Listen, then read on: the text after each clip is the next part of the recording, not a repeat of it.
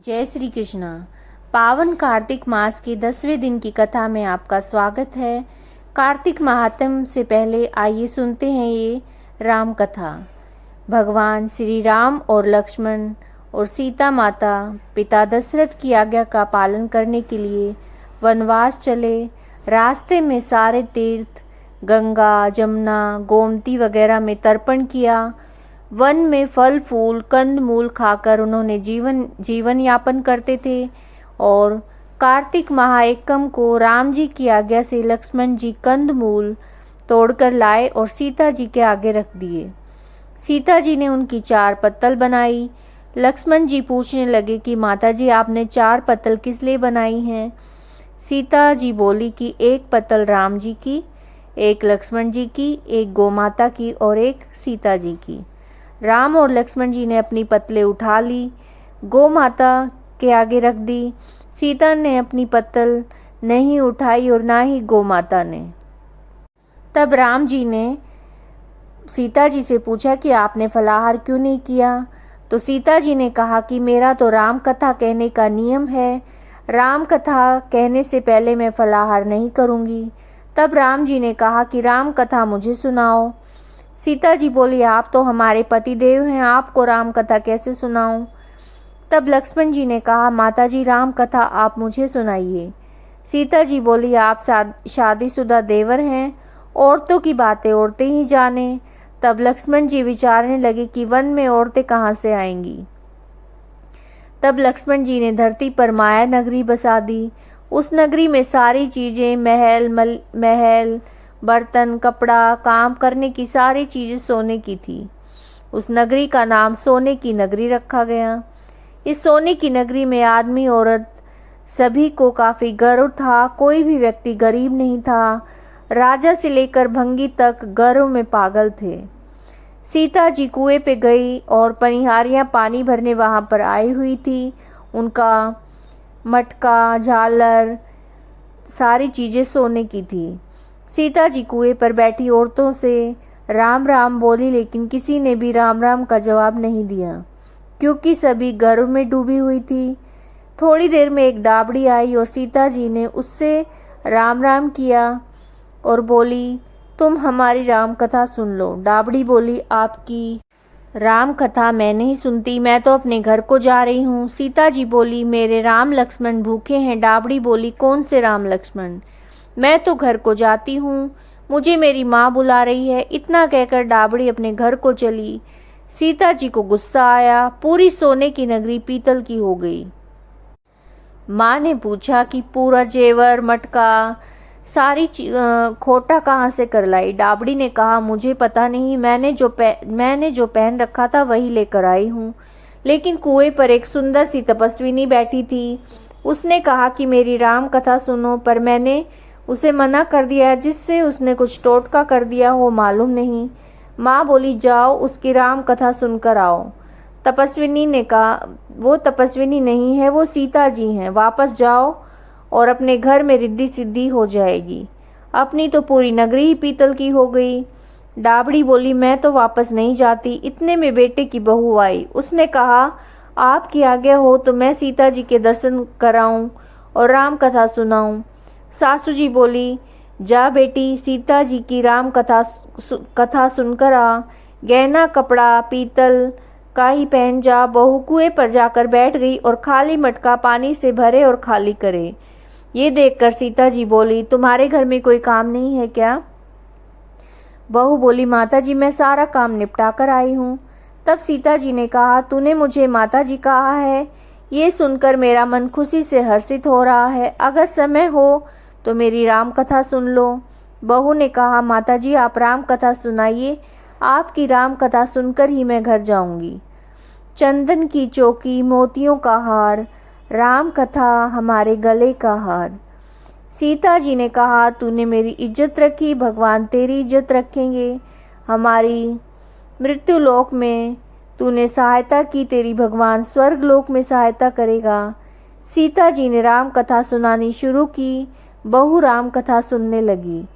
आओ राम, बैठो राम, जल भर झारी लाई राम, कीकर की दातुन लाई राम, ठंडा जल भर लाई राम, परिवार पधारो राम, झुगला टोपी पहनो राम, कड़ा किलंगी लाई राम, कड़ा किलंगी पहनो राम, माखन मिश्री लाई राम, माखन मिश्री खाओ राम, स्वर्ण सिंहासन लाई राम, स्वर्ण सिंहासन विराजो राम, झालर टिकोरा लाई राम, झालर टिकोरा बजाओ राम, शंख ध्वनि लाई राम, झुक झुक पाँव लागू राम, हिवड़े हीरो सोवे राम, निरखता मन मोहे राम, शरण अपनी ले लो राम, दूध कटोरा लाई राम, रुच रुच भोग लगाओ राम, खट्टा मीठा चखो राम, चरखा परखो लाई राम, चरखो परखो चखो राम, जो भाए सो ले लो राम, मन में धोख रखना न राम, सीता चरण दबाए राम, सुख्तर से सो राम,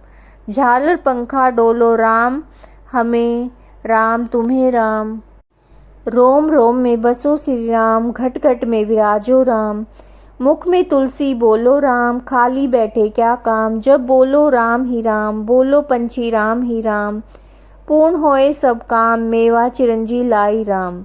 राम कथा पूर्ण हुई। सीता जी बोली, तुमने हमारी राम कथा सुनी, हमारी सहायता की, तुमने हमारे भूखे राम लक्ष्मण को खाना खिलवाया, भगवान तुम्हें सातों स्वर्ग का सुख देगा। सीता माता का आशीर्वाद लेकर बहू अपने घर जाने लगी। सीता जी ने अपने गले का हार उतारकर बहू को पहना दिया। बहू अपने घर सासू जी से बोली, मेरा मटका सिर से उतारो। सासू जी ने कहा, बेटी हीरा पन्ना का गहना, कपड़ा, मटका, सिर की झालर, सब कुछ हीरों से झिलमिला रही है, ये चीज़ें कहाँ से लाई? राजा जी सुनेंगे तो दंड देंगे। बहू बोली, मैं तो सीता जी से उनकी राम कथा सुनकर आ रही हूँ, उनकी कृपा से ये सब हुआ है। सास बोली, ठीक है, रोज तुम राम कथा सुनाया करो।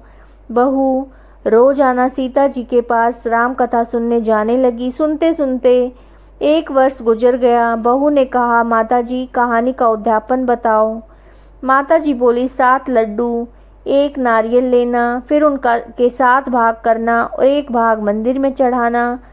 मंदिर बनाने जितना फल मिलेगा, 1 भाग तालाब में, तालाब खुदवाने जितना फल मिलेगा, 1 भाग भागवत पर चढ़ाने से भागवत सुनने का फल मिलेगा, 1 भाग तुलसी पर चढ़ाने से तुलसी की शादी करने जितना फल मिलेगा और 1 भाग कुंवारी कन्या को देने से कन्यादान का फल मिलेगा, 1 भाग ब्राह्मण को देने से ब्राह्मण को खाना खिलाने का फल मिलेगा और 1 भाग सूर्य भगवान को चढ़ाने से 33 करोड़ देवी देवताओं को भोग लगाने जितना फल मिलेगा।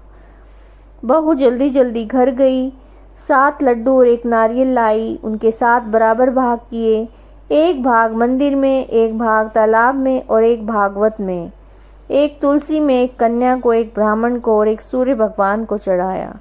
सूर्य भगवान से 33 करोड़ देवी देवताओं ने भोग लगा लिया। अब बहू फिर सीता जी के पास आई, बोली, माता जी मैंने सारा उद्यापन कर दिया। सीता जी बोली, अच्छा बहू अब बैठ जाओ, 7 दिनों के बाद वैकुंठ धाम से विमान आएगा।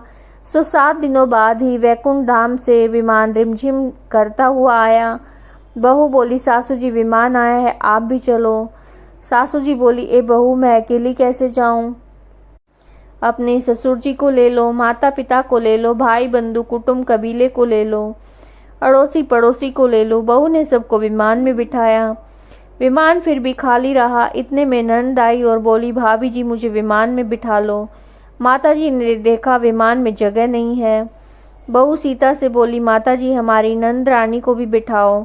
सीता जी बोली, आपकी नंद घमंड से भरी हुई है, हमारा विमान कच्चे धागे से बना है, ये टूट जाएगा। नंद बोली, भाभी जी मैं यहाँ अकेली रहूँगी तो सांप बिच्छू खा जाएंगे। भाभी बोली, आपकी करनी आप ही भोगो, हम अपनी करनी से सीता माता के साथ जा रहे हैं। इतने में बहू अपने पतिदेव के साथ विमान में विराजमान हो गई। ये देखकर नगर के सारे लोग इकट्ठा हो गए और पूछने लगे कि बहू ने ऐसा कौन सा धर्म किया जो सीता माता के साथ विमान में बैठकर वैकुंठ धाम को जा रही है। आपने रामायण का पाठ किया, गीता जी का पाठ किया या कोई अखंड पुण्य किया जिसे स्वर्ग से विमान लेने आया है? बहू ने कहा, मैंने तो केवल सीता माता से राम कथा सुनी और उसका उद्यापन किया। नगरी के लोग कहने लगे, बहू हमें भी राम कथा सुनाओ। बहू ने सबको राम कथा सुनाई और कथा संपूर्ण होते ही पूरी नगरी सोने की हो गई। बहू ने कहा, जो कोई राम कथा की 108 पुस्तकें बांटेगा उनको भी उतना ही फल मिलेगा जितना बहू को मिला। सारे नगरवासियों ने राम जी की जय जयकार की। सीता जी ने सबको विमान में बिठा लिया और विमान स्वर्ग के रास्ते चल पड़ा। स्वर्ग के 7 द्वार अपने आप खुल गए। पहले द्वार पर नाग देवता सामने आए। 7 द्वार पार करने के बाद विमान स्वर्ग से उतरा। 33 करोड़ देवी देवता बहू से पूछने लगे, तुमने ऐसा कौन सा पुण्य कार्य किया जिससे स्वर्ग के 7 द्वार पार करके हमारे पास आई। बहू बोली, मैंने तो सीता माता से राम कथा सुनी, उसका उद्यापन किया।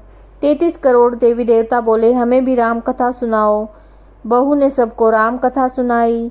बहू ने कहा, राम ध्याऊं, राम मनाऊं, राम कहे तो परदेश जाऊं। सभी देवी देवता सीता माता की जय जयकार करने लगे। आप भी सब मिलकर बोलिए, जय श्री राम कथा की। कार्तिक महात्म का 10वां अध्याय। राजा पृथु ने कहा, हे देवऋषि, आपको नमस्कार है। अब कृपा करके आप कहिए कि जिस समय भगवान शंकर ने माथे का तेज क्षीर सागर में डाल दिया उस समय क्या हुआ।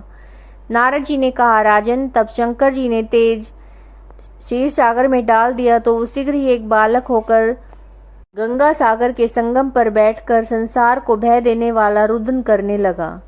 उसके रुदन से सारा संसार व्याकुल हो गया। लोकपालों के मन में भी व्याकुलता हुई और अधिक कहने से क्या, सारा चराचर चलायमान हो गए। शंकर सुवन के रुदन से ब्रह्मांड व्याकुल हो गया और समस्त देवता ऋषि मुनि व्याकुल होकर लोक पिता में ब्रह्मा जी की शरण में गए। सब ने मिलकर ब्रह्मा जी को प्रणाम किया और स्तुति की। कहा, पितामह, ये बड़ा भयंकर समय आया है, इसका नाश कीजिए। देवताओं की बात सुनकर ब्रह्मा जी सत्यलोक से उस बालक को देखने के लिए समुद्र के तट पर आए। समुद्र से ब्रह्मा जी को आता देख उन्हें प्रणाम किया और बालक को उठाकर उनकी गोद में दे दिया। तब विस्मित होकर ब्रह्मा जी ने पूछा, हे सागर, तुम शीघ्र बताओ ये बालक किसका है। समुद्र ने कहा, प्रभु, ये तो मैं नहीं जानता, किंतु इतना अवश्य जानता हूँ कि ये गंगा सागर के संगम पर प्रकट हुआ है। इस बालक का जाति कर्म आदि संस्कार कीजिए, इसका जातक फल बताइए। नारद जी कहते हैं, इधर तो सागर ब्रह्मा जी से ऐसे कह रहा था, उधर सागर पुत्र भी ब्रह्मा जी के गले में हाथ डालकर बार बार उनको आकर्षण कर रहा था।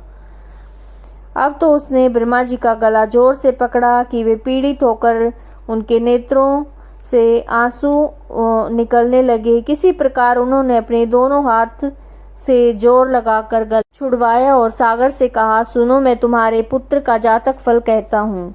मेरी आंख से जो जल निकलता है, इस कारण इसका नाम जलंधर होगा। ये पैदा होने के साथ ही तरुण हो गया। इसे सब शास्त्रों का पारंगत, महापराक्रमी, महावीर, जवान और रण दुर्गम तथा दैत्यों का पारंगत और भगवान विष्णु को जीतने वाला होगा। ये कहीं भी नहीं हारेगा। एक भगवान शंकर को छोड़कर सबसे आवस्थ होगा।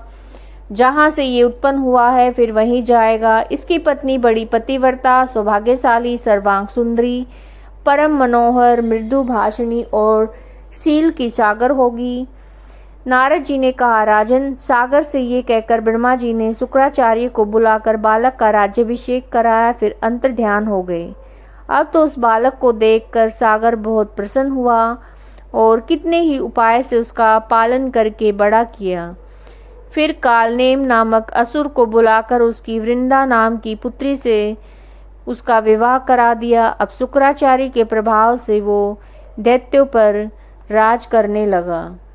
तुलसी महारानी नमो नमो, हर की पटरानी नमो नमो।